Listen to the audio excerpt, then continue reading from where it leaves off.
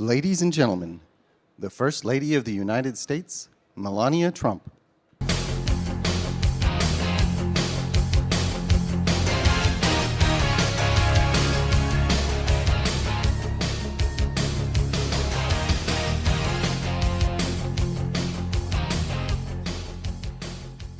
Good afternoon.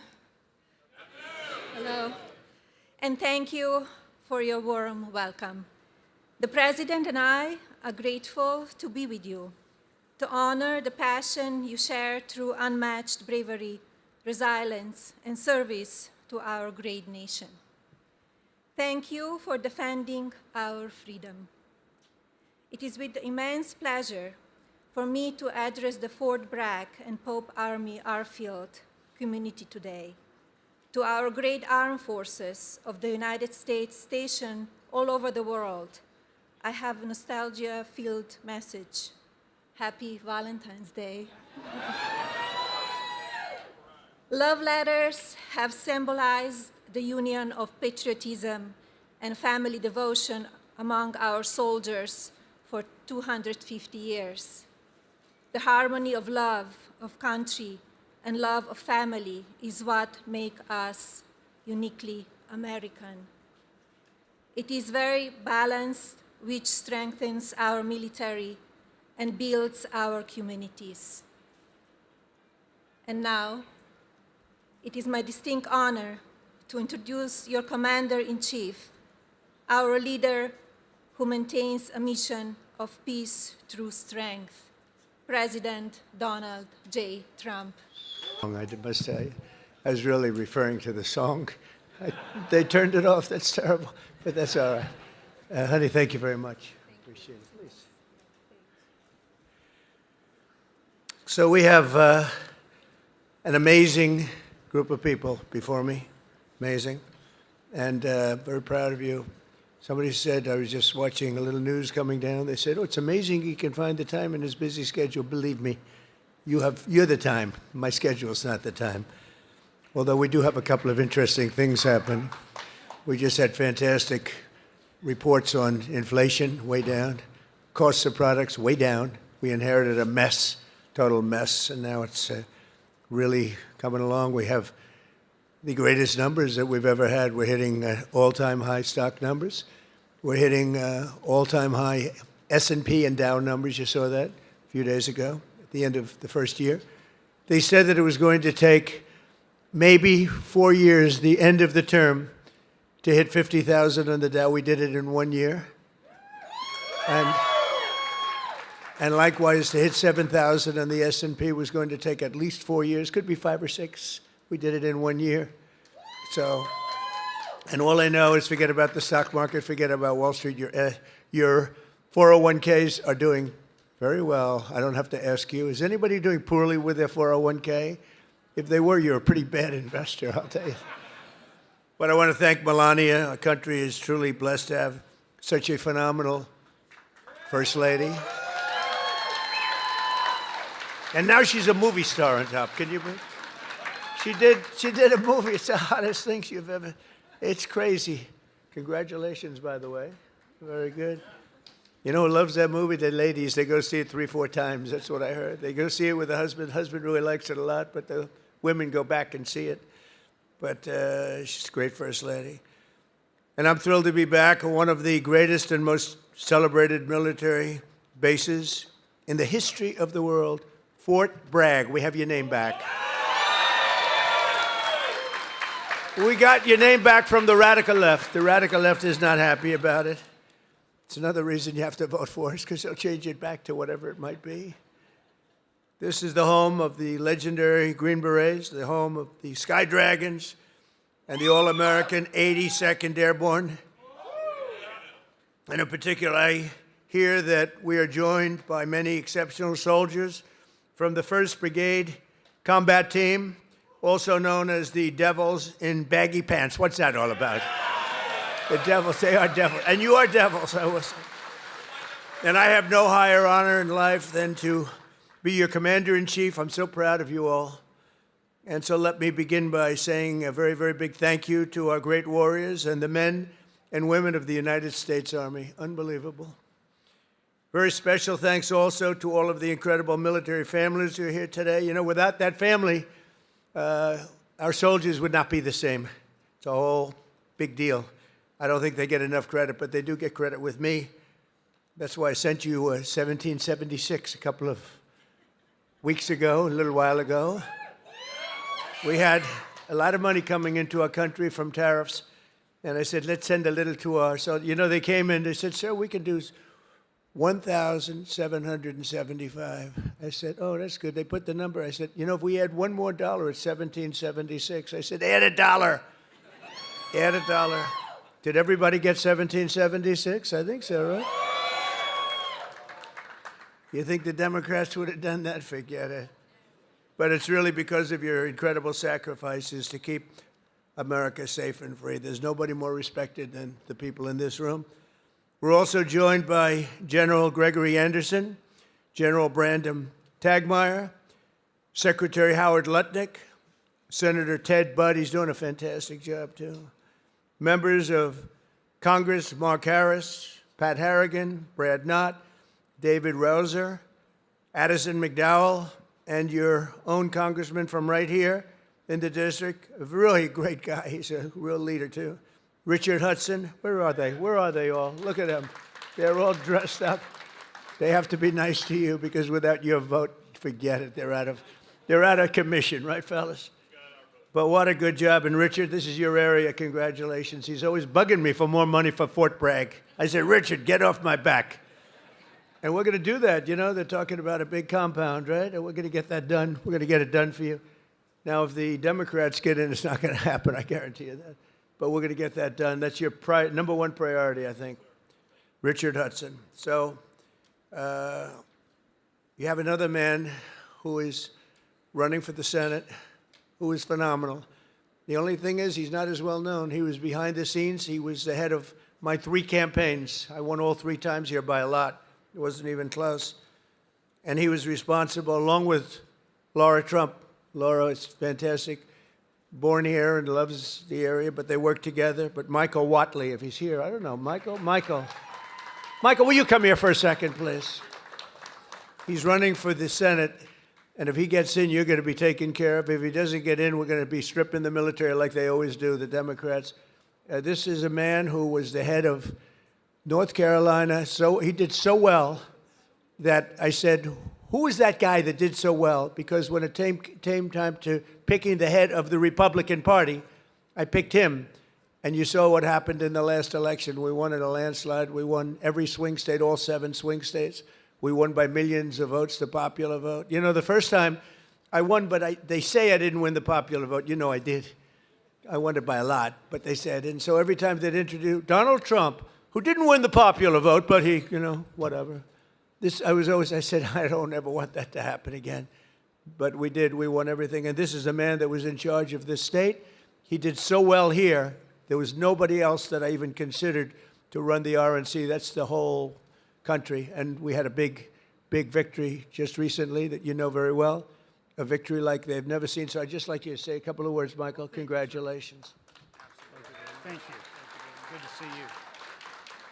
In 2015, Donald Trump came down an escalator and said that he was going to make America great, that he was going to protect our country, that he was going to make sure that our men and women in uniform had what they needed to protect our interests and our allies around the world.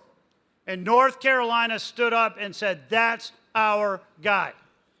And in his term in office and in this term in office, there has never been a president who has fought for Fort Bragg, who has fought for the men and women in uniform in North Carolina, as well as our veterans, more and harder and better than Donald J. Trump, our 45th and 47th President of the United States of America.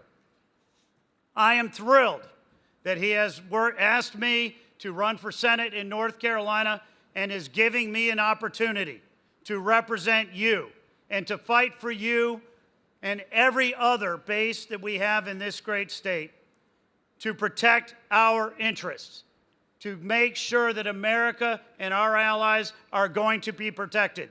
Because the highest, most important function for any government is to keep its communities and its citizens safe, and we have the best president right now to do that, and I am honored to be with him today. Thank you. Thank you. Good to see you. And the word is he's doing really well. But when I heard they were taking the name Fort Bragg off, I said, no, they're kidding. They're not going to do it. They did. They took the name off. We got it back very quickly, but they took it off. And if we don't win the midterms, they'll take it off again.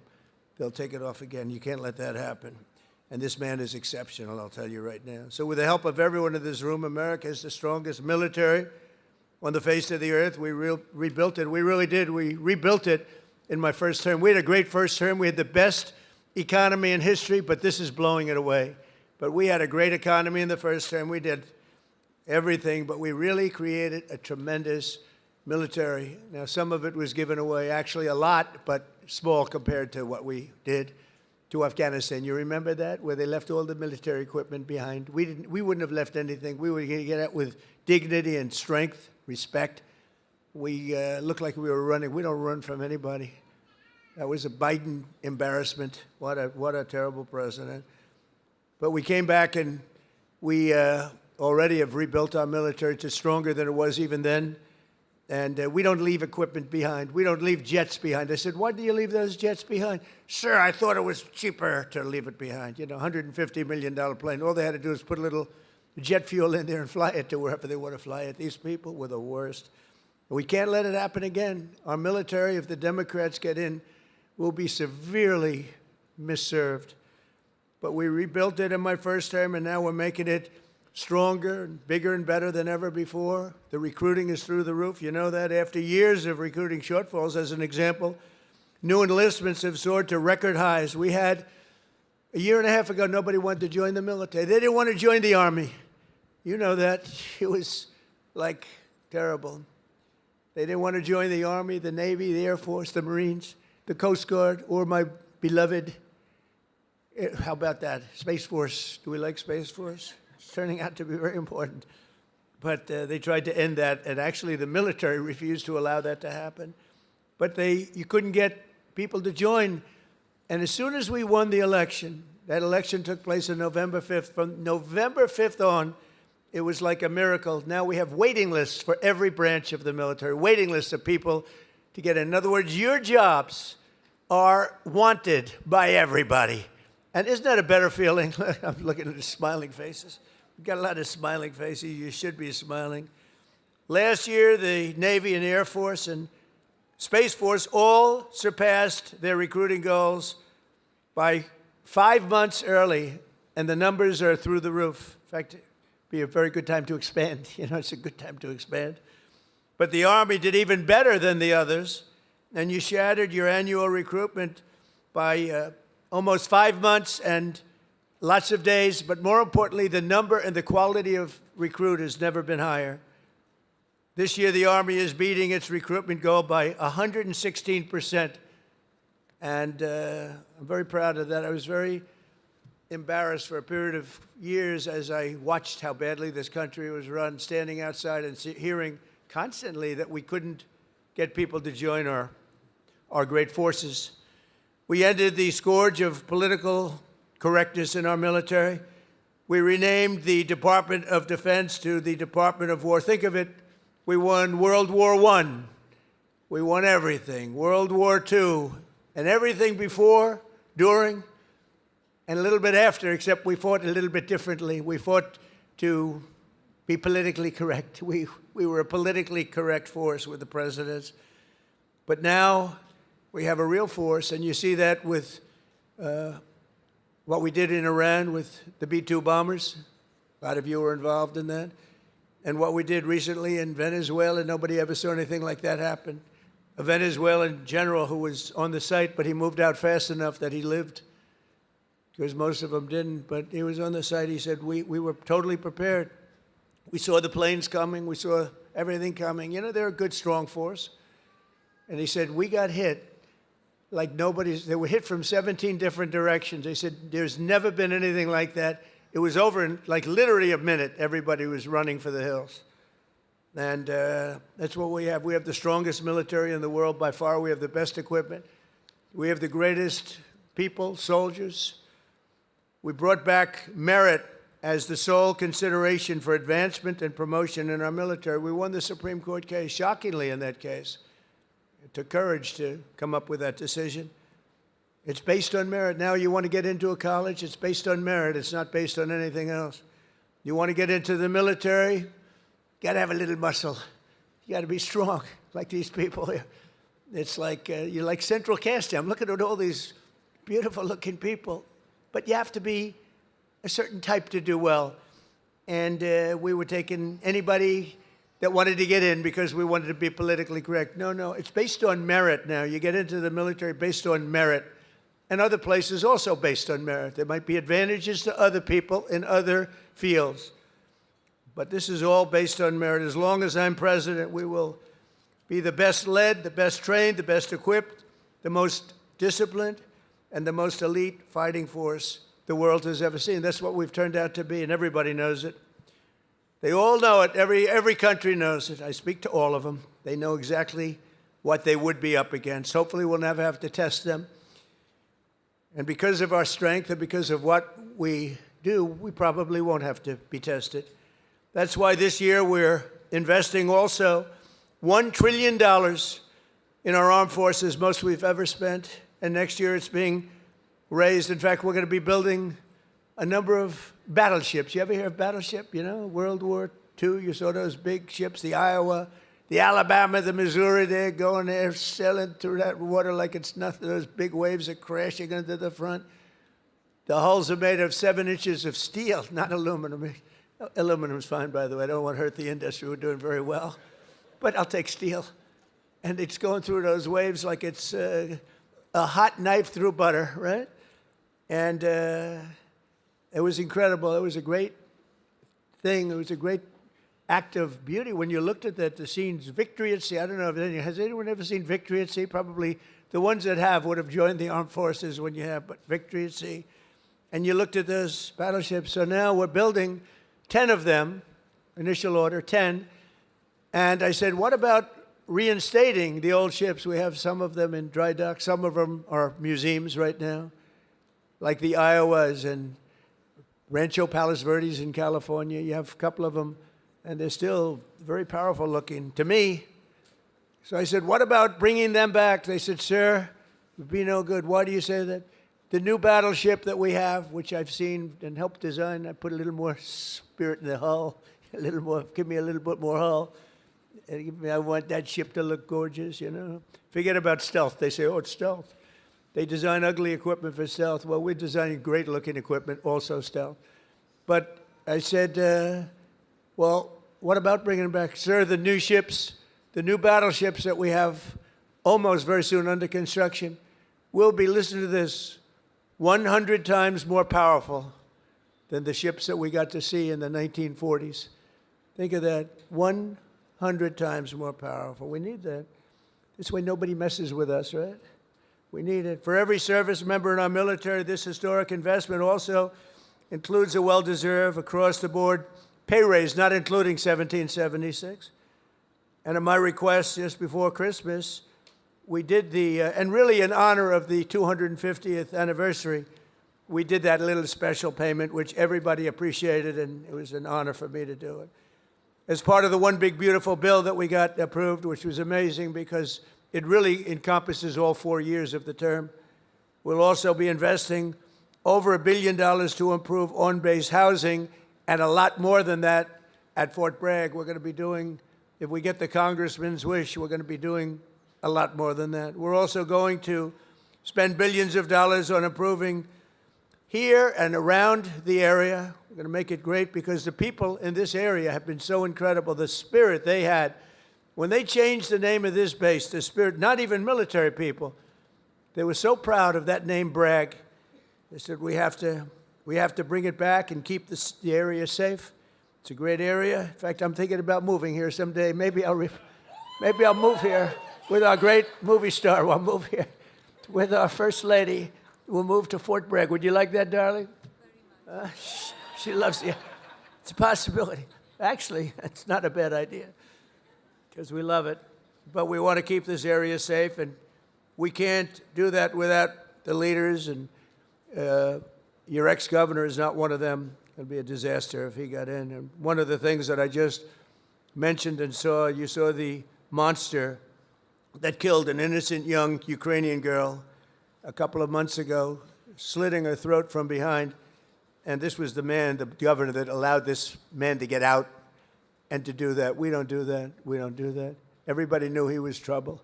Many, many crimes, one of the worst pasts I've ever seen. And she sat down, she had her throat slit.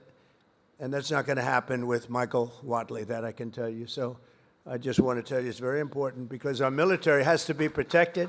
Our people have to be protected. And they will decimate our military. Every time you come in as a Republican, and a lot of Republicans, they come in, they don't do anything about it. I do beyond what anyone's ever done, not even close. To give you all of the equipment you need, we're also purchasing 30 new and modified Abrams tanks. Still the best tank, right? Still? It was named in honor of Stacey Abrams. Only a few very political people would understand that. Congratulations. Thank you very much for a great name, Stacey. But brand new Abrams tanks, 48 new Black Hawk, Chinook, and King Stallion helicopters, the best in the world, the latest equipment, and 86 armored multi-purpose fighting vehicles, all of the things that you've been wanting to get, all brand new. And we're going to be reviving our strength. We're going to be doing many other things that nobody thought was even possible. And we're actually using that strength to defend the core and vital interests of the United States. And very simply put, America first. You know, it's all about America first. We were putting America last. These people that were running our country were putting us last. We're now America first. And we'll help other countries. We have a very good relationship with NATO, but NATO took advantage of us for many years. We were paying for almost 100% of NATO. Now they're paying their own bills. I got them to pay. We took them from not paying 2% GDP to paying in full 5% GDP. Big difference, like day and night. With the help of our military, we stopped the invasion on our southern border for 9 straight months. 0 illegal aliens have been admitted into the United States, and that's done by the radical left. Those charts are made up by the radical left, so I can't imagine that they could be wrong, because it seems hard to believe we could have had 0. My friends, these are early supporters. I have so many supporters up here. How the hell did you get into the military base? It's amazing. I'm a little worried about that. Let's check security. But no, I have so many. You know, I have women from North Carolina. It's about 50 or 60 of them. And they followed me all over the place. Where are they? Here? They got to be here. Oh, yeah, there they are. They're great. Oh, there they are. There are sometimes 50. And I don't know what the hell's going on with their husband, because they're, you know, traveling to California. They're all over the place. But they've gone to almost 200 rallies. And it's so great. It's so great. We have Susie Wiles here also, who's the first female chief of staff, and she's done a fantastic job, and she's standing right next to those great patriots from North Carolina. No, they would go all over. It didn't matter where I was. Sometimes I'd see them, like, I made a speech in London. They ended up being, they must be pretty wealthy, that's all I know, because they do a lot of traveling.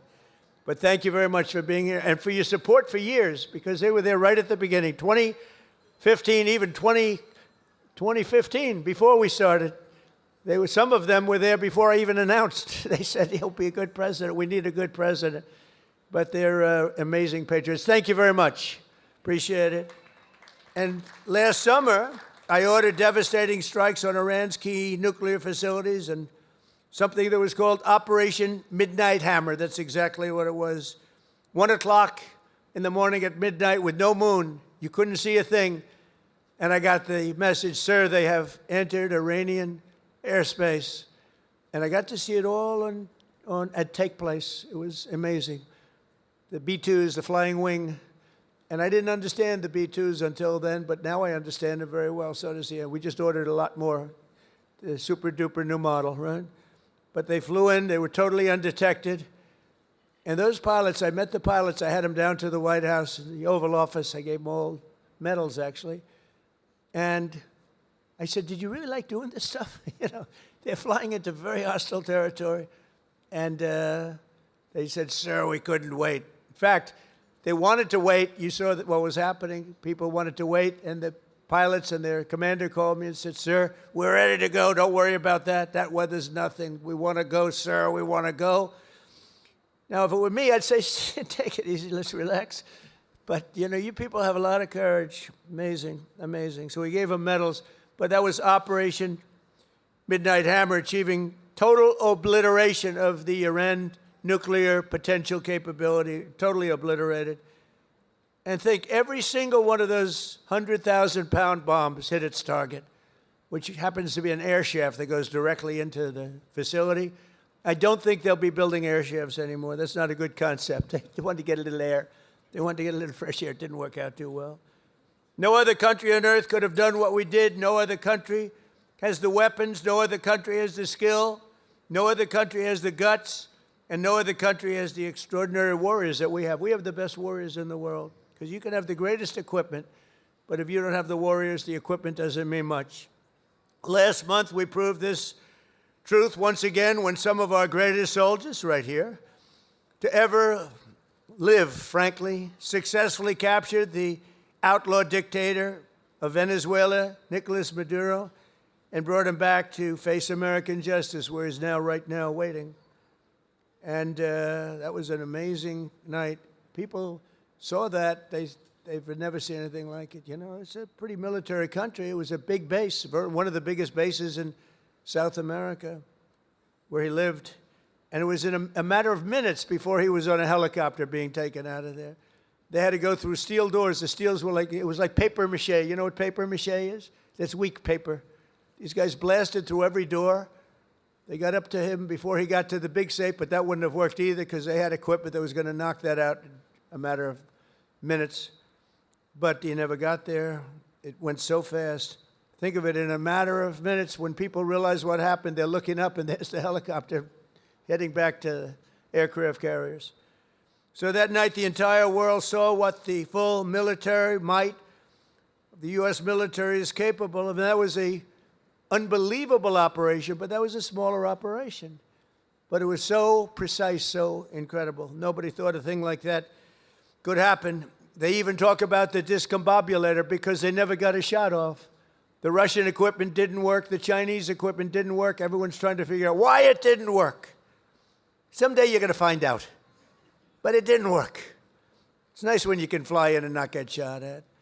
Although we did have 3 helicopter pilots who were wounded pretty badly in the legs, landing, and a couple of machine gunners seemed to have made it through a thicket of bombs, but they were taken out rapidly by our snipers who were stationed on platforms, actually unbelievable helicopter platforms all the way the line, and they were taken out immediately. And those pilots were incredible and really brave. I may see some of them very shortly. They were hit pretty bad in the legs. You know, they're landing a big chopper, and they're being shot at from close range by a machine gun, so that's not a comfortable feeling. They landed it perfectly, and they got out of there perfectly, and they're just brave guys and very talented, skilled people. With your help, America is winning again. America is respected again. And perhaps most importantly, we are feared by the enemies all over the globe. They fear us. And, you know, I don't like to say fear, but sometimes you have to have fear because that's the only thing that really will get the situation taken care of. We have a situation right now where we sent a very big carrier group to Iran. I'd love to see if we could make a deal. They've been difficult to make a deal. I thought we would have had a deal last time. They wish they did, and that's where we did Midnight Hammer. But with the restored strength and the tremendous power that we've now built up over the last number of years, even though there was an interlude with Biden, who is the worst president in the history of our country. But the interlude, fortunately, was ended quickly, and we started the process again and built upon what we had already done the first 4 years. But we're also bringing peace all over the world. I ended 8 wars in just 10 months. 8 wars are ended, and we have a couple of more to go, but one in particular, Russia-Ukraine. It's a mess. It's a horrible thing, and I think we'll get there. It takes 2 to tango. You have to remember that, and we have to get there. Tremendous casualties, number of casualties.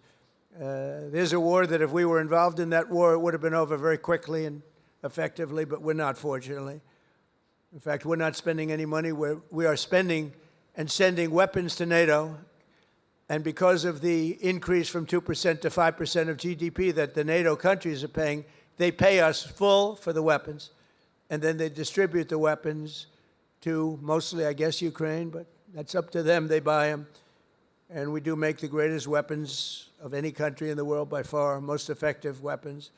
So my message to all of the warriors here today is that your commander-in-chief supports you totally. I support you more than, I know you've had a couple of good ones, not that many if you want to know the truth, but we support you more than any of them. And you're going to get out, and when needed, you're going to fight, fight, fight. You're going to win, win, win. And we're going to continue to make our country bigger and better and stronger than ever before. And that's exactly where we are right now. We are the most respected country anywhere in the world. And I say it, the King of Saudi Arabia told me when I was there, he spent $2 trillion. We have $18 trillion being invested right now in our country from other companies and countries all over the world. The most any country's ever had is $3 trillion. That was a long time ago, and it didn't happen to be us. It was another country. It starts with a C. Can you imagine what I'm talking about? China. But we have $18 trillion being invested. As an example, in the Biden 4 years, they had less than $1 trillion. Think of this, less than $1 trillion over 4 years. We have $18 trillion in 11 months because we haven't gotten the final numbers on the 12th month, so that's only going to go up. There's never been anything like it. But the King of Saudi Arabia looked at me and says, you know, a year and a half ago, I thought the United States of America was finished. I thought it was dead. And now you have the hottest country anywhere in the world. We have the hottest country anywhere in the world, and you're a very, very big part of it. Thank you to the Army. Thank you to everybody here. Thank you also to our great politicians. They're great leaders, and they love you as much as I do. Thank you very much, everybody. Thank you.